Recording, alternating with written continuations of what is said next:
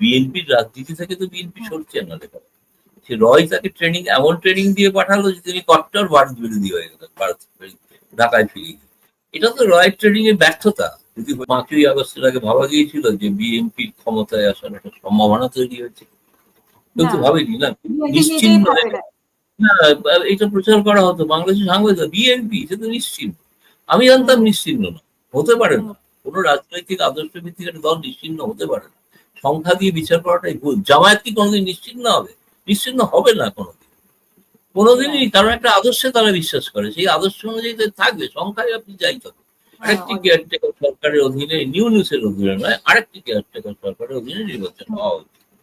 তো ফলে কেয়ারটেকার প্রথা, কেয়ারটেকার সরকার জন আন্দোলন করে তাকে বাধ্য না করতে পারলে নির্বাচন হয় না বাংলাদেশে।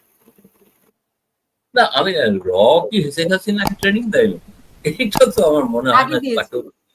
না মানে আমার যেটা মনে হয় যারা জানেন যে ডিপ স্টেট সম্পর্কে একটু অভিজ্ঞ, আমার মনে হয় তাদের ব্যাপারে একটা গবেষণা করা উচিত। তারা যদি একটা আসলে র কাদেরকে ট্রেনিং দেয় দাদা? গৌতম লাহিড়ীর মতো একজন অখ্যাত সাংবাদিককে নিয়ে, মানে বিশাল আমাকে বিখ্যাত করে দিচ্ছেন, তার জন্য ধন্যবাদ। কিন্তু এই অখ্যাত সাংবাদিককে তারা এইভাবে যারা চিহ্নিত করেছেন, তার নিজের দেশের যে মানুষটি আছেন তার সম্পর্কে তারা গবেষণা করে করুন না। আমরা একটু করে ঋদ্ধ হই, নিজেদের জ্ঞান অর্জন করি, সেটা নিয়ে একদিন হাসিনা আক্তারের সঙ্গে লম্বা আলোচনা করা যেত। লম্বা ধরছেন, আজকে আপনার অনেক রাত। আরেকটা হ্যাঁ, বিষয় খুব জানার ইচ্ছা, মানে অমিত শাহের পায়ের কাছে আমরা দেখলাম যে আমির খসরু মাহমুদকে একটু পায়ের কাছে বলতে কি আসলে এটাকে ছড়ানো হয়েছে পায়ের কাছে, আমি একজন সাংবাদিক হিসেবে পায়ের কাছে বলতে চাই না, একটু অর্ধনর্মিত অবস্থায় দেখতে পেয়েছে। এটার কি অনেকে বলে যে ছবিটা হচ্ছে 2018 সালের। না, না, বহু পুরনো, বহু পুরনো ছবি এটা। কারণ বহু পুরনো ছবি, এ বিষয়ে কোনো সন্দেহ নেই। তিনি পায়ের কাছে যাওয়ার মতো কোনো ব্যাপার নাই। মনে আবেগ কৌশলের কথা আপনাকে তো আগেই আমি বললাম যে অন্যতম খুব, মানে তিনি দক্ষ প্রশাসক, এবং তিনি তার বিষয়টা, সাবজেক্টটা, আমি তাকে দেখেছি। কারণ তিনি 2018 আগে ভারতে এসেছিলেন, ওয়ারএফ এর একটি সেমিনারে উপস্থিত ছিলেন। তিনি ছিলেন, আব্দুল্লাহ মিন্টো ছিলেন, আর তারেক রহমানের হুমায়ুন কবির ইন্টারন্যাশনাল সম্পাদক, তারা তিনজন এসেছিল।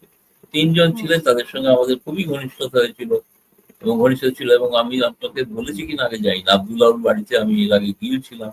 চমৎকার ইনি অতিথি পরায়ণ মানুষ, এবং খুব চমৎকার খাইয়েছিলেন, আজও বলবো না সেই খাবারের কথা। এবং তার স্ত্রীও খুব ভালো একজন হোস্ট আর কি।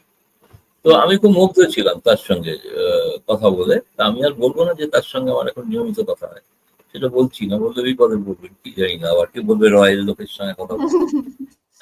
কিন্তু আমার মনে হয় যে এরকম করে রাজনীতি আসলে এটা না খুব সহজভাবে সাধারণ মানুষ এরকম সবসময় একটা ষড়যন্ত্রের তত্ত্বে বিশ্বাস করতে ভালোবাসেন, রহস্য রোমাঞ্চ সিরিজ পড়তে কিন্তু ভালোবাসেন। দাদা যদি দুইজনকে আমরা একসাথে শুনুন, বিএনপির রাজনীতি থেকে তো বিএনপি সরছে না দেখা। সে রয় তাকে এমন ট্রেনিং দিয়ে পাঠালো যে তিনি কট্টর ভারত বিরোধী হয়ে গেলেন, ভারত ঢাকায় ফিরে গিয়ে। এটা তো রয়ের ট্রেনিং এর ব্যর্থতা, যদি হয়ে গিয়ে থাকে।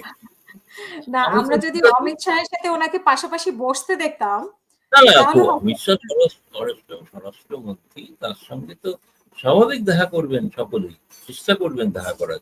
স্বরাষ্ট্রমন্ত্রী একটা গুরুত্বপূর্ণ ব্যক্তি ভারতে, বিশেষ করে তার হাতে ভারত বাংলাদেশ সীমান্ত, ভারত বাংলাদেশের যে সম্পর্কের ক্ষেত্রে অনেকটা পররাষ্ট্র মন্ত্রকের পরে স্বরাষ্ট্র মন্ত্রকের একটা গুরুত্বপূর্ণ দায়িত্ব তার সঙ্গে।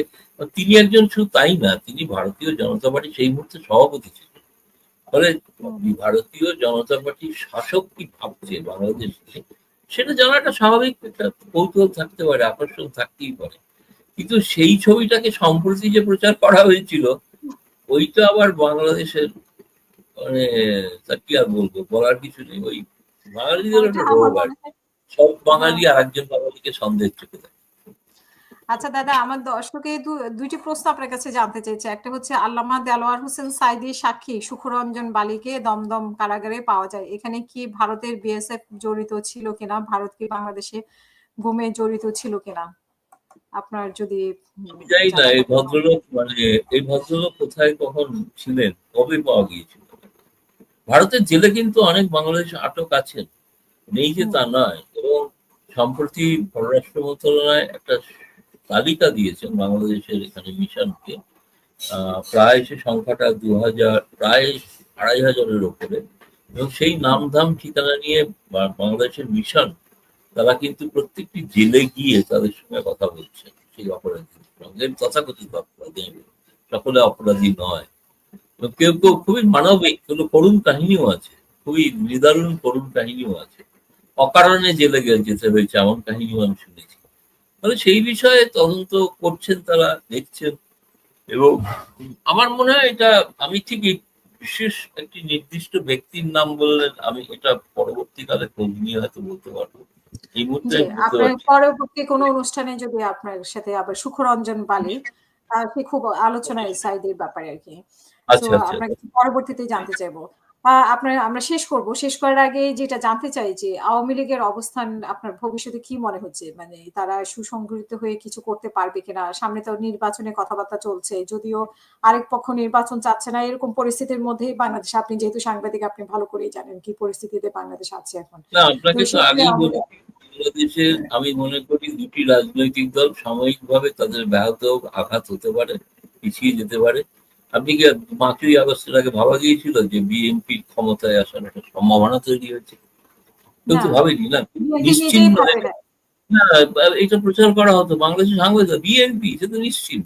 আমি হুম, জানতাম নিশ্চিহ্ন না, হতে পারে হুম, না। কোনো রাজনৈতিক আদর্শ ভিত্তিক একটা দল নিশ্চিহ্ন হতে পারে না। সংখ্যা দিয়ে বিচার করাটাই ভুল। জামায়াত কি কোনোদিন নিশ্চিহ্ন হবে? নিশ্চিহ্ন হবে না কোনোদিন, কোনোদিনই। রাইট। কারণ একটা আদর্শে তারা বিশ্বাস করে, সেই আদর্শ অনুযায়ী তাদের থাকবে, সংখ্যায় আপনি যাই থাকুন। তেমনি আওয়ামী হুম, লীগও একটা আদর্শগত দল, তাদেরও একটা আদর্শ থাকবে। ধরুন ৭৫-এ বঙ্গবন্ধু হত্যার পর কেউ কি ভেবেছিল হুম, যে ফিরে আসতে পারে? আপনি যদি পুরনো কোনো সংবাদপত্রগুলো খুলে দেখেন, আজ যে সংবাদপত্রগুলো রাতারাতি বদলে গেছে, ৭৫-এর ওই হত্যার পরের দিন থেকে সংবাদপত্রগুলো বদলে গিয়েছে। এটা হুম, বাংলাদেশের মানে সাংবাদিকদের বা সংবাদপত্রের বদলে যাওয়ার একটা কিন্তু ট্র্যাডিশন আছে। মানে হুম, ক্ষমতা পরিবর্তন সঙ্গে সঙ্গে বদলে যায়। আজ বদলে গেছে বলে কোনো অপরাধ দিচ্ছি না, তখনও বদলে গিয়েছিল। আমার কাছে হুম, বই আছে যে পিআইবি থেকে আপনাদের যে বিভিন্ন সাংবাদিকদের ইন্টারভিউ নিয়ে, তাতে বহু লোক বলছেন যে বঙ্গবন্ধু মৃত্যুর পরে, হত্যার পরে তারা কোনো মুখই খোলেন, তারা কোনো মুখই হুম, খোলেনি। কিন্তু সেই আওয়ামী লীগ ৯৬ সালে প্রথম ক্ষমতায় ফিরে গেল, কত বছর বাদে ভাবুন। আচ্ছা, কেউ ভাবেনি তার আগে ৯১-তে খালেদা জিয়া এসেছিলেন, প্রথম বাংলাদেশের মহিলা প্রধানমন্ত্রী, তিনি এসেছিলেন। তারপরে ৯৬ সালে তিনি আওয়ামী লীগ আসার পর আওয়ামী লীগ আবার পরাস্ত হয়েছে, শেখ হাসিনা পাল্টে দিয়ে ২০০১-এ আবার এসেছেন। ২০০১-এর পর থেকে ২০০০ পরবর্তীকালে যে নির্বাচন, সেই থেকে আওয়ামী লীগের একটা নিরবিচ্ছিন্ন ক্ষমতা, যেটাকে বলা হয় তিনি কেয়ারটেকার সরকারের প্রথাকে বিলোপ করে দিয়েছেন। কারণ বাংলাদেশে কেয়ারটেকারের একটা প্রথা আছে, মানে একটা স্বভাব হচ্ছে এরা চট করে ক্ষমতা ছাড়তে চায়। সেই কারণে শেখ হাসিনা এসে দ্রুত ওই বিধিটাকে পরিবর্তন, যদিও এখন শেখ হাসিনা বলছেন একটি কেয়ারটেকারের অধীনে নির্বাচন হওয়া উচিত। শেষ হুম, যে ভিডিওটা, অডিওটা, হ্যাঁ, আরেকটি কেয়ারটেকার সরকারের অধীনে, নিউসের অধীনে নয়, আরেকটি কেয়ারটেকার সরকারের অধীনে নির্বাচন হুম, হওয়া উচিত। তো ফলে কেয়ারটেকার প্রথা, কেয়ারটেকার সরকার জন আন্দোলন করে তাকে বাধ্য না করতে পারলে নির্বাচন হয় না বাংলাদেশে। হুম, এটা কেয়ারটেকার সরকারের গুণ বা দোষ যাই বলুন, ক্ষমতাকে কেউ সহজে ছাড়তে চায়? আজকে আমাকে প্রধানমন্ত্রী করলে আমি ছেড়ে দেবো সহজে? কোনো মতেই ছাড়ো, আমি মুখে বলে যাবো আমি সন্ন্যাসী, কাল ঝোলা উঠিয়ে চলে যাবো। ওটা হচ্ছে বলতে হয়, লোকে বলা হয়, ক্ষমতা কেউ ছাড়তে চায় না।